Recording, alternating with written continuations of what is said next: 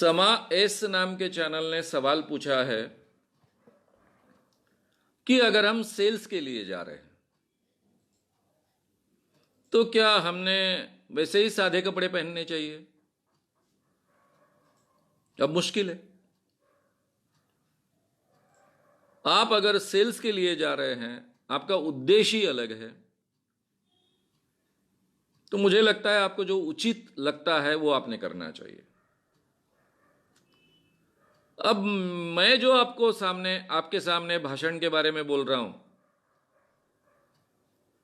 वो तो सच्चाई लोगों तक पहुंचाने के बारे में बोल रहा हूं। आप लोगों को प्रभावित करें, लोगों में बदलाव लाने की कोशिश करें, उसके कारण लोगों में बदलाव आए, इसलिए लोक प्रबोधन के लिए भाषण कला का उपयोग होना चाहिए। यह दृष्टिकोण रखकर मैं ये सब बातें आपके सामने कह रहा हूं। अब सेल्स बढ़ाने के लिए अगर आपका भाषण है तो भाषण का उद्देश्य ही अलग है। अब फिर भी मैं अगर कहूं कि नहीं, वहां भी प्रामाणिकता चाहिए, वहां भी नाटक और ड्रामेबाजी की आवश्यकता नहीं है, वहां भी शोबाजी की आवश्यकता नहीं है। अगर आपके माल में दम है, जिस चीज का आप सेल कर रहे हो, तो उसकी सच्चाइयां केवल बखान कीजिए, झूठी बातें कहने की आवश्यकता नहीं है। यह मेरी मान्यता है, हो सकती है। मैंने सेल्समैन कर कर जॉब किया, उसका मैं उदाहरण आपको दूंगा। मैं घर से भागकर मुंबई आया था, कल्याण में रह रहा था, और आज की जो मिनर्वा टॉकीज है, जहां शोले पिक्चर बाद में लगा था, उसका रिनोवेशन शुरू था। तब मैं 73-74 के दरमियान आया था, 73 के आखिरी आखिरी में। और उसी के सामने एक मुखर्जी प्रोडक्शन का ऑफिस था, उसी को लगकर हमारी डेट्रोलैक्स इंडस्ट्री,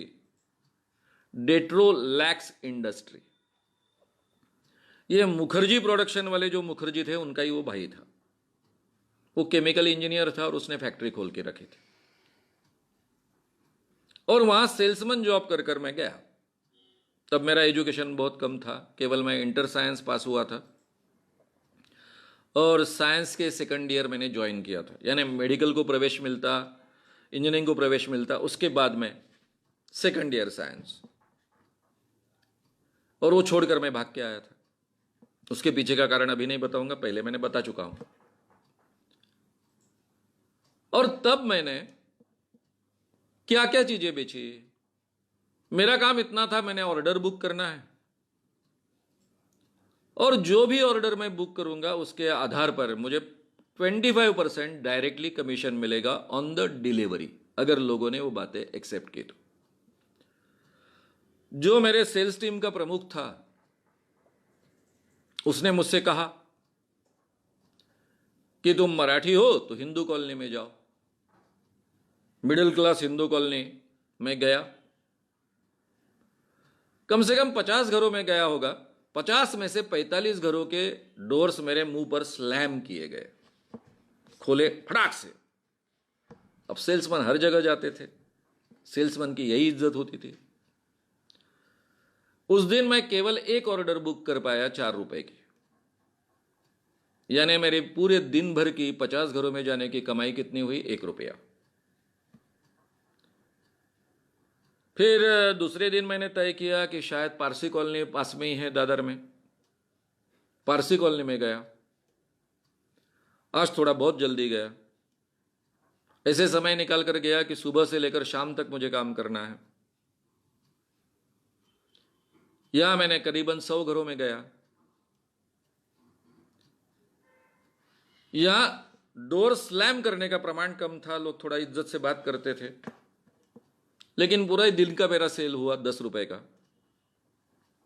यानी मेरी कमाई हुई 2.5 रुपए की। अब उस जमाने में 1973 में 2.5 रुपए भी बड़ी रकम थी। फिर मैं रोज जाता आता था। फिर 2 दिन मैंने काम ही नहीं किया, क्योंकि ये मुझे बहुत कम सक्सेस लगा। मेरा जो टीम लीडर सेल्समैन था, सेल्स मैनेजर बोलिए उसको, कुछ भी बोलिए, वहां काम करने वाले ज्यादातर लोग फिल्मों में काम करने वाले थे, जो छोटे मोटे रोल फिल्मों में ढूंढते रहते और सेल्स का जॉब कर कर पैसे कमाते। मैं एक ऐसा था जो घर के से भाग के आया था और जिसको कोई फिल्मों में रुचि नहीं थी। जाते आते मैं देखता था सिंधी कॉलोनी ठाणा की, वहां गया, मैं थोड़ा बोलने लग गया था,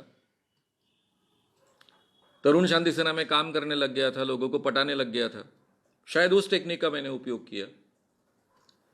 और वहां जाने के बाद में बहुत सी स्त्रियां ऐसी बाहर में बैठी थी, झोपड़पट्टी जैसा एरिया वो, और मैंने कहा कि ये कितना गंदा फर्श है, चलो मैं इसको साफ कर देता हूं। जो फर्श साफ करने का डेट्रोलैक्स था वो डाला, मैंने खुद साफ करना शुरू किया, उन्हीं से कपड़ा मांगा। सब स्त्रियां वहां इकट्ठा हो गई बड़े पैमाने पर। देखते देखते कम से कम 50-60 स्त्रियों की भीड़ लग गई और उनके सामने पूरा फर्श साफ कर कर बताया। जो लैट्रिन होता है, टॉयलेट होता है, उसमें फिनाइल डालकर कैसा साफ किया जा सकता है ये बताया। 1 रुपए के फिनाइल की बोतल, 3 रुपए की डेट्रोलक्स की बोतल। धड़ाधड़ मेरा पहले ही दिन बुकिंग हुआ करीबन 200 रुपए का, और जबकि मैंने ज्यादा काम नहीं किया था, केवल 2-3 घंटे काम किया था, और मुझे चाबी मिल गई। उस दिन मैं गया ही नहीं। मैंने कहा आज मैंने बहुत देरी से शुरुआत की है, कल जरा सुबह से शुरुआत करूंगा। दूसरे दिन मैं 10 बजे पहुंच गया, और फिर ऐसे ही झुंड इकट्ठा करते गया, और 2 दिन में मैंने करीबन 500-600 का ऑर्डर दे दिया।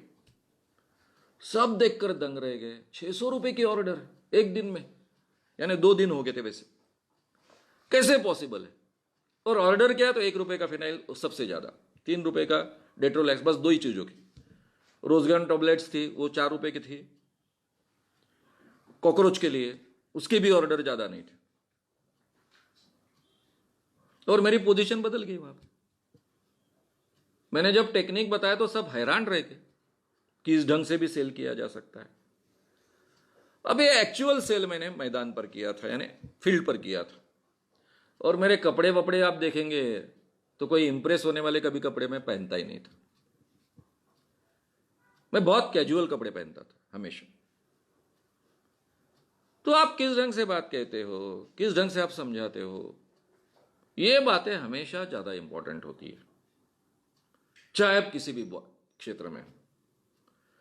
सेल्स में अब जब आप जेन्युइन काम करते हो, सच्चाई के साथ में काम करते हो, कोई झूठ नहीं बोलते हो, तो मुझे लगता है कि कोई भी चीज आप बहुत अच्छे ढंग से बेच सकते हो।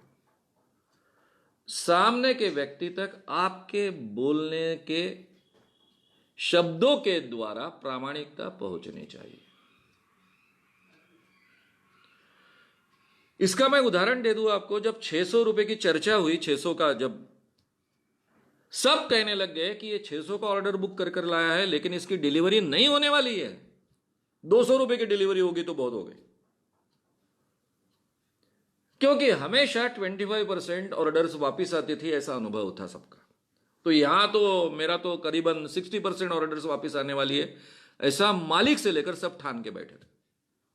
और आपको अचरज लगेगा, 1 रुपए की भी ऑर्डर वापिस नहीं आए, पूरी की पूरी डिलीवरी हो गई। सबके लिए तो बड़ा शॉकिंग था, ये क्या नया तरीका है इसका। सब लोग middle class, higher middle class की तरफ जाते थे, और मैं झोपड़पट्टी में गया। वहां इसकी ज्यादा जरूरत थी, रीजनेबल कीमत थी, उनका महत्व उनको बराबर ठीक ढंग से मैंने समझाया, और कुछ ही दिनों में मैं सेल्स में टॉप वहां रहने लग गया। अब मुझे ज्यादा इंटरेस्ट नहीं था पैसे कमाने में, ज्यादा तक मुझे काम ही नहीं करना था, मैं दूसरे ही उद्देश्य से गया था मुंबई, ये बात अलग है। तो मुझे ऐसा लगता है कि सेल्स के क्षेत्र में भी प्रामाणिकता का बहुत महत्व है, अगर आप प्रामाणिक सेल करना चाहो तो। लेकिन मैं ये भी जानता हूं कि सेल के क्षेत्र में क्या सिखाया जाता है। जो हिमालय में फ्रीज बेचेगा वो सबसे बढ़िया सेल्समैन। मैं इसको अच्छा सेल्समैन नहीं मानता हूं, ये सबसे बढ़िया ठग, ऐसा मैं बोलूंगा। तो मेरा इस क्षेत्र के तरफ देखने का भी दृष्टिकोण अलग है। लेकिन अगर आप प्रामाणिकता से सेल्स के क्षेत्र में जॉब करना चाहते हो और फिर वहां भाषण कला का उपयोग करना चाहते हो तो वहां भी इफेक्टिवली आप कर पाओगे, लेकिन उसके लिए आपको अच्छे प्रोडक्ट चुनने पड़ेंगे, अच्छी कंपनी चुननी पड़ेगी और फिर वहां सही माने में आप वो रिजल्ट्स दे पाओगे।